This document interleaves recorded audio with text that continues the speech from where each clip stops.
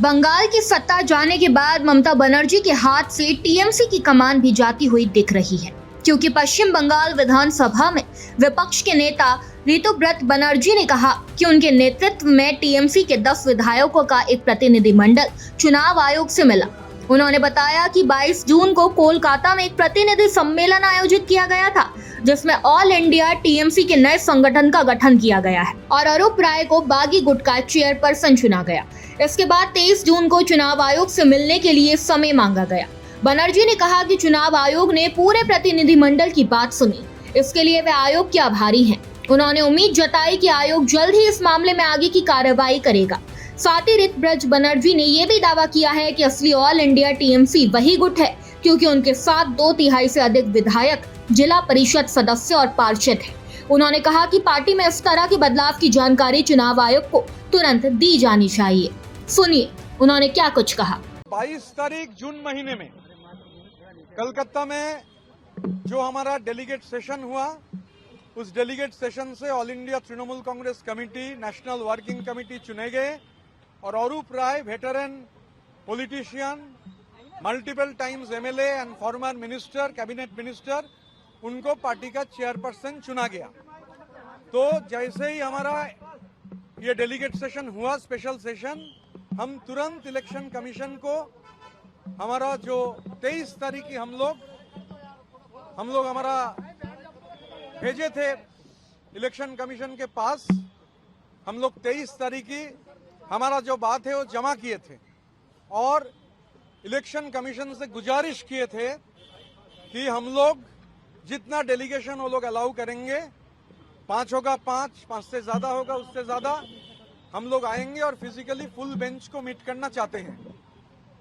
हम लोग election commission को धन्यवाद देंगे कि आज इलेक्शन कमीशन का फुल बेंच उन लोगों से हम लोगों का मिलने का मौका मिला और काफी लंबा समय से उन्होंने हमारा जो बात था वो बात सुने हैं और हम लोग ये उम्मीद करते हैं कि जल्द से जल्द इलेक्शन कमीशन, हम लोग जो आए थे, इलेक्शन कमीशन जल्द से जल्द will get back to us.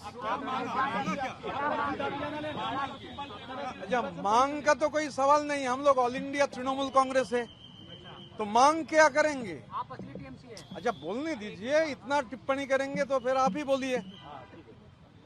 हम लोग ऑल इंडिया तृणमूल कांग्रेस है, मेजॉरिटी 2/3 से भी ज्यादा majority MLAs are with us, corporators are with us, municipality का जो काउंसिलर्स है हम लोगों के साथ है, जिला परिषद का मेंबर, जिला परिषद का अध्यक्ष, ये लोग हमारे साथ है।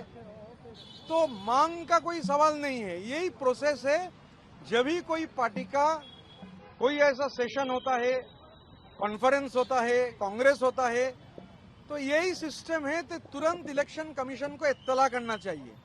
तो 22 तारीख हम लोग मिले, 23 तारीख की हम लोग यहाँ हमारा रिप्रेजेंटेशन भेज के जमा किए थे हमारा चिट्ठी, और तभी ये उन लोगों से गुजारिश किए थे कि पूरी बेंच अगर हम लोगों को एक अपॉइंटमेंट देगा बहुत बढ़िया होगा। तो हम लोग शुक्रगुजार है, पूरी बेंच हम लोगों से मिले हैं और मिलने के बाद हम लोग अपना बात रखे हैं और उम्मीद करते हैं जल्द से जल्द election commission, they have said they will examine and will get back to us. हम लोगों का जो लड़ाई है, ये लड़ाई इंडिविजुअल कल्ट के खिलाफ है। जिस तरीके से एक ग्रास रूट लेवल का पार्टी एक चार्टर्ड ब्यूरोक्रेट ने हाईजैक कर लिया था, पार्टी का 4 रुपया खर्च हुआ, उसमें 1 रुपया खर्च हुआ उस चार्टर्ड ब्यूरोक्रेट का चार्टर्ड फ्लाइट के लिए। तो ग्रास रूट लेवल का जो पार्टी हुआ करता था, Arup Roy founder member of the party, यहाँ जावेद अहमद खान है founder member of the party, minister लोग हमारे साथ है, जनाब अकरुज्जमान मिनिस्टर हुआ करते थे, जनाब गुलाम अहमद रब्बानी मिनिस्टर हुआ करते थे, जावेद अहमद खान मिनिस्टर हुआ करते थे, कैबिनेट मिनिस्टर, स्नेहाशीष चक्रवर्ती कैबिनेट मिनिस्टर हुआ करते थे। तो ये कलेक्टिव का जो सोच है कि इंडिविजुअल कल्ट के खिलाफ ये लड़ाई है, और बंगाल का पॉलिटिक्स का जहां तक सवाल है, वहां परिवारवाद का कोई, बंगाल का आवाम परिवारवाद को समर्थन नहीं करता है। तो ये लड़ाई इंडिविजुअल कल्ट के खिलाफ है, तानाशाही के खिलाफ है, परिवारवाद के खिलाफ है। और जो लोग, अगर कोई लोग ये बाली चोरी किए हैं, बाली का सिंडिकेट चलाए हैं, कैला का सिंडिकेट चलाए हैं, डोलोमाइट का सिंडिकेट चलाए हैं, कैटल का सिंडिकेट चलाए हैं, तो इन लोगों के खिलाफ कार्रवाई होना चाहिए, कार्रवाई होना जरूरी है। ये बंगाल का आवाम का भी इतने जो भारी मत तृणमूल कांग्रेस के खिलाफ है, ये तो करप्शन के खिलाफ भी मत है। तो हम लोग, जो लोग यहाँ पर है और जो लोग नहीं हैं, हम सब एक कलेक्टिव में बिलोंग करते हैं। यहाँ कोई इंडिविजुअल का सवाल नहीं है। जो हम लोग बोल रहे हैं, हो सकता है मैं बोल रहा हूँ, मगर ये कलेक्टिव डिसीजन के तहत ही बोल रहे हैं।